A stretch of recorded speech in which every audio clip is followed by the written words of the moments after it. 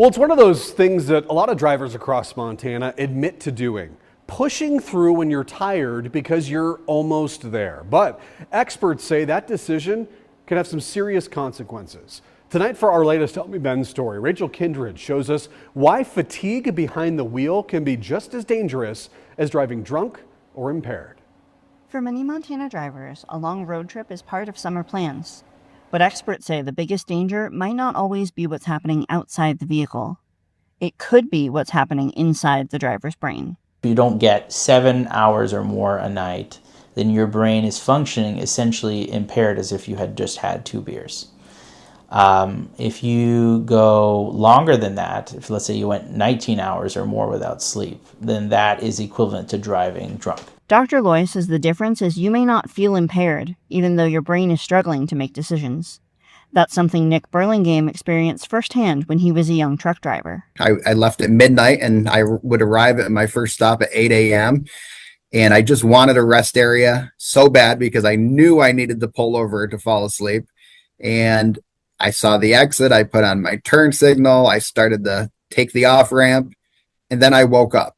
I hit the rumble strips. There was no rest area. I was so tired.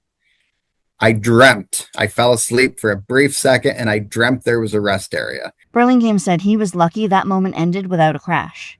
Montana Highway Patrol says those close calls can turn deadly. In my personal experience, fatigue plays a very big role in crashes. Fatigue alone, extended trips across state, we have a big state, so extended trips across the state, people traveling to see Yellowstone Glacier National Park. One of the biggest challenges with fatigue is that there isn't a simple test to determine if someone's too tired to drive. Unlike alcohol, there's no breath test for exhaustion, and that means that drivers need to learn to recognize the warning signs themselves before it gets dangerous. At Sage Truck Driving Schools, instructors teach future commercial drivers to take those signs seriously. You might forget where you've been, right? You don't realize that you're driving, you're losing track of time. And these are all indicators that you really should probably pull over. Experts say coffee, loud music, or rolling down the windows might provide a temporary boost, but they don't replace sleep.